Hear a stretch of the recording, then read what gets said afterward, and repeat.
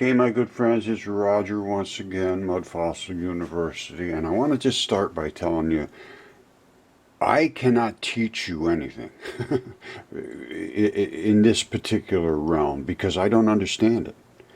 I am now trying to understand it, and if you want, you can come on a journey with me if you want. I am trying to understand it, and I'm trying to understand it from people like this.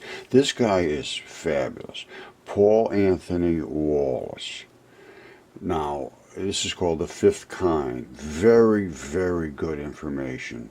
And it relates back to the early Sumerians. And then came the Christians. And the Christians said, well, here's what he has to say. And I don't understand this at all yet. I am looking for truth. That's what I'm looking for, is truth. Now, who has it at this point? I'm not 100% certain. But this is what it says. In the book of Joshua, they're told that Joshua, the successor to Moses, calls upon the Hebrew people never to serve the ones of Abraham and Sarah, which were the ancestral culture, the earliest ones, the culture of the Sumerians. Now, do not serve the powerful ones of your Sumerian heritage or the powerful ones of Egypt. Now, those were the gods, as far as I'm concerned, little g gods. Now, the forgetting of those other entities is commanded. The memory of higher beings with the Sumerians indicated as the sky people. Well, this is what the Sumerians indicated as the sky people. Those are the higher beings. It must be forgotten. Similarly, the Egyptian memory of higher beings must also be forgotten. That's why Theodosius, seeing himself as a Christian emperor in the vein of Moses or Joshua, says he legalized those memories and banned speaking about them, which would have kept them alive. He stopped it. No more talking about, no more narratives about that stuff. Now, when Plato referred to the knowledge of the higher beings, including these others who live on islands in the sky, right? Higher beings live, this is what Plato said, including these others who lived on islands in the sky with their advanced knowledge of the cosmos. It's interesting that he appeals on one hand to information gathered through altered states of consciousness, and on the other to lost canon of ancient Egyptian memory. By citing that knowledge, it's clear that the story of a more populous universe is one that Plato was eager to reaffirm. He did not want that knowledge to remain buried and forgotten.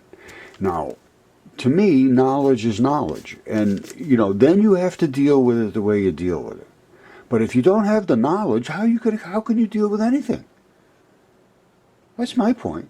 If you have no knowledge about something, you just have no knowledge. You're just ignorant. Ignorance to me is ignorance. It's not that you're on holy ground because you're ignorant. You're just ignorant. Now, you can choose that same path once you understand. That's fine. But to not understand anything and not be exposed to anything and then expect to come up with the correct answer, well, all you have is what you were told. Now, I'm not trying to dissuade anybody from what they believe or trying to persuade anybody to believe anything. I don't really care. I want to understand myself what happened in the past. The people that are meant to understand will understand. That's what I'm seeing now. After years and years of this looking to try to understand, I see people don't want to understand. They refuse to understand. They will never understand because their mind is completely closed to understanding. They're not built for truth. And if that's your mindset and you just want to stay away from anything that could interfere with your belief system, well, then that's okay. It won't bother me. But if you want to question your own self, then stick around. Because I don't have the answers. I do not have the answers. Don't look at me and say, oh, Roger got the answers. No, he doesn't have the answers. I have the ability to look and think and make decisions. That's really an exceptional ability now. People don't have that. They just don't have it. It's gone. Absolutely gone. It's unbelievable. They can see something right in front of their face and say that does not exist, just not there. And it happens from every side. The ones that want to see things, they'll just see them no matter whether they're there or not. And the ones that don't want to see them, whether they're there or not, they won't see them. And, call me one of those, I don't care. I see what I see. I explain what I see in material terms, not just hoping for something, not just thinking it's got to be that way because somebody told me to think that way. That's not the way I work. And I'm not going to go that way, ever. It's a tough road to be on because even the people that are most close to you are going to have firm convictions about things that they just don't want them discussed. Just don't want it. Absolutely opposed in their mind, literally shuts off, literally turns off, absolutely, totally disassociates with anything that's being spoken that interrupts their comfort zone. That's what I have found. Now, and really, I can't hardly think of anybody. I mean, there's a few.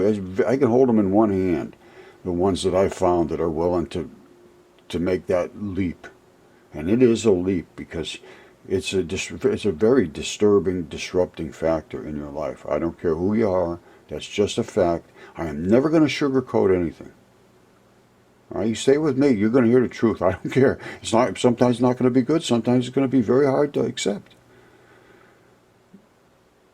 And sometimes I'll be wrong, obviously.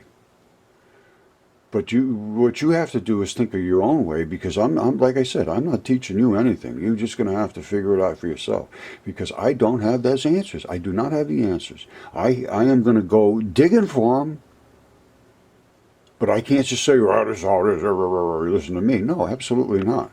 I am going to say, here's what I found. What do you think? Basically, that's what I say. Now, there are things that I'm saying that absolutely no question whatsoever, 100% certainty that they're true. My mud fossils, there's no question whatsoever. Zero. So there will be times when I say that.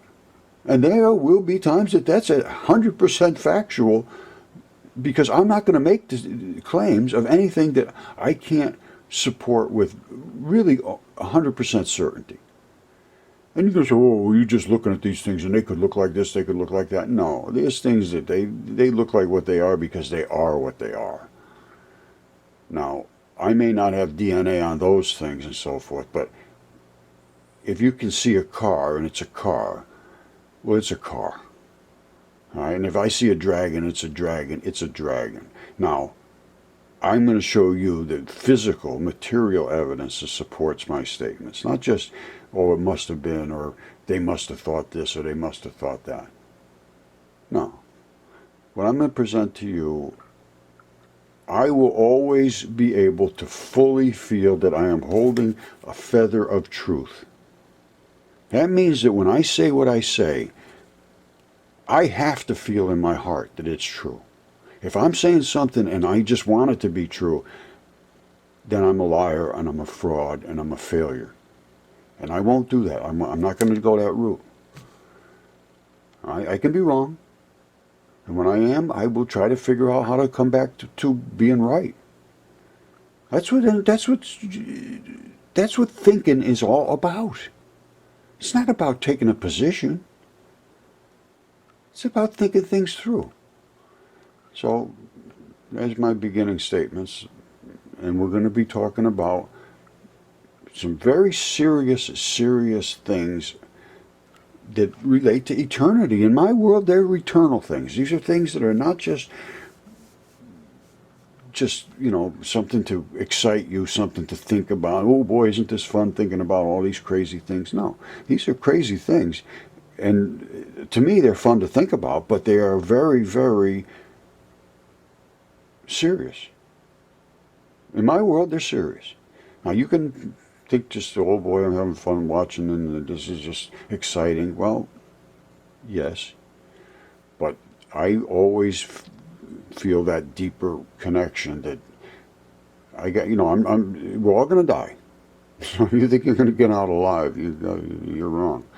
Now, when you do die, what is going to happen after that? That's where I'm going.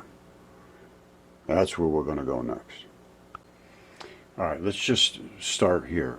This is about do not worship the powerful ones of the Sumerians. Now, I'm just going to let this play. Welcome to the fifth kind. They will mingle with humans and drive them into all manner of recklessness and crime, into wars and theft and frauds, and all things hostile to the bodies and souls of human beings. I believe that what Hermes foretold in this 2,000-year-old text, we're living through right now.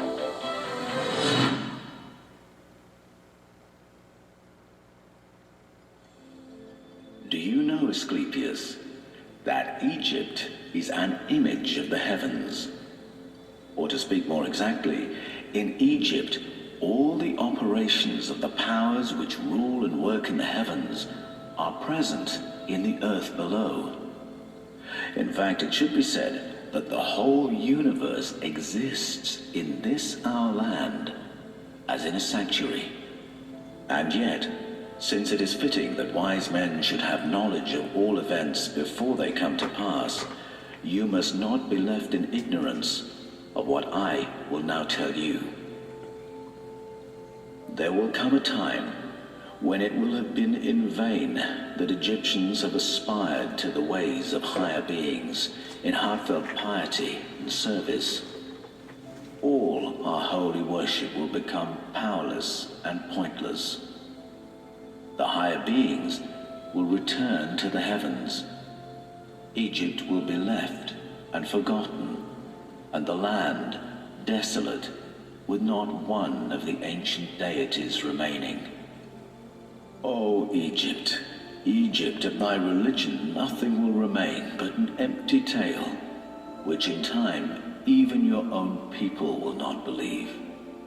Nothing will be left but words engraved on stone, and only the stones will speak of your piety.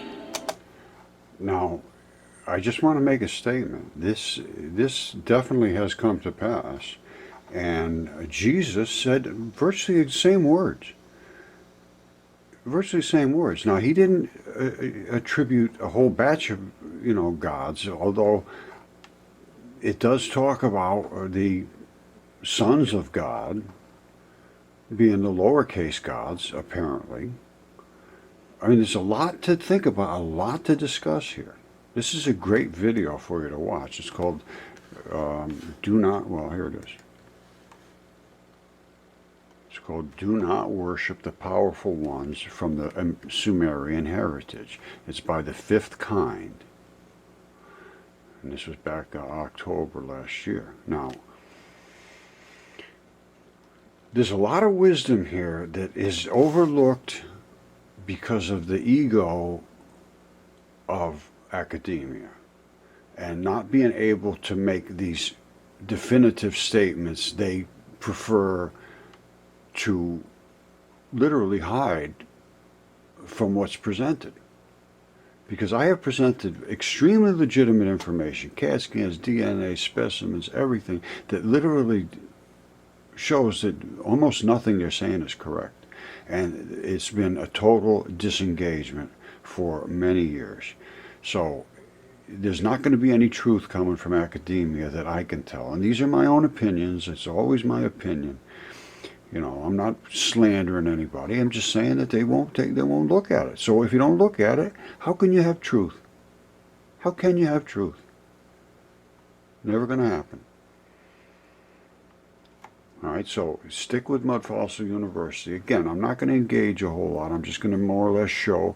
You decide what you want to think about it, and I will let the world come to conclusions about this. Not some professor that they gave a Nobel Prize to, and then he tells everybody else what they have to think. That's just not the way it should be working. Because it's not working. I guarantee you right now, it is not working whatsoever. The education system. Just totally, totally not working. All right, I love you. Thank you. God bless you.